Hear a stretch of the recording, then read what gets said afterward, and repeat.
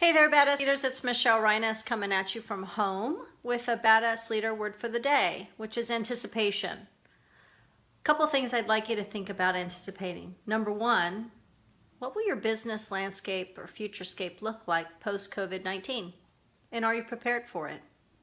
How will it impact your customers? How about the impact on your employees? And how will your role evolve as a badass leader? How will your business processes, your performance metrics, the way you operate your business, how will it evolve? So spend some time thinking about the evolution of your business.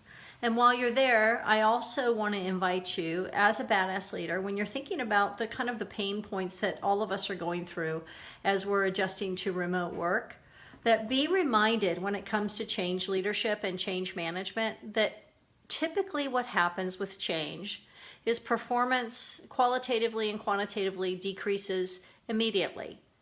And then it starts to make its climb back up, and productivity and efficiencies and all of those are restored and then ultimately maximized. Especially if you find that after the first week and a half, there's those early frustrations that we have as remote workers, trying to get things done. Internet isn't working properly. Email is frustrating. You're working in smaller spaces. You don't have the benefit of all of the tools and resources at your disposal that you did when you were in your corporate environments. And so we have to adapt, right? And so that little pain point slows everything down. So it's like it pumps the brakes for you.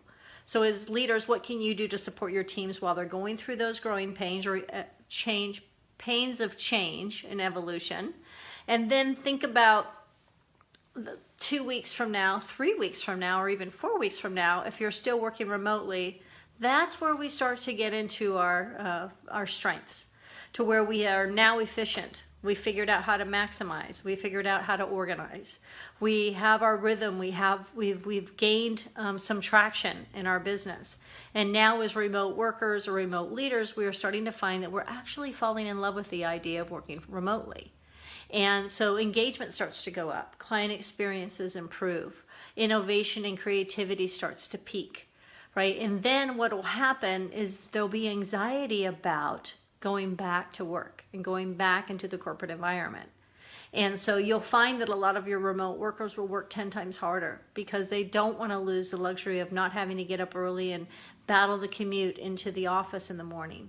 What can they do to prove themselves and be worthy of the gift of being able to work remotely and to earn your trust? And they'll do that through performance metrics and through creating better, more innovative client experiences. I think there are some really fantastic things to come. I know that it's hard to hear optimism in a time where everything seems like it's doom and gloom, but I remain hopeful that on the backside of COVID-19 stands an incredible possibility for us.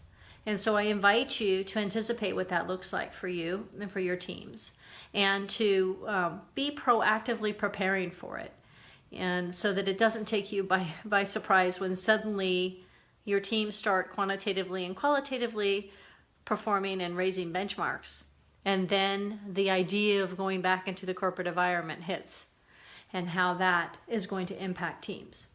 So think about that. In the meantime, be well, take care of yourselves and one another, and whatever you do, be a badass leader, and #live to lead. Ciao for now. Thanks for listening and sharing.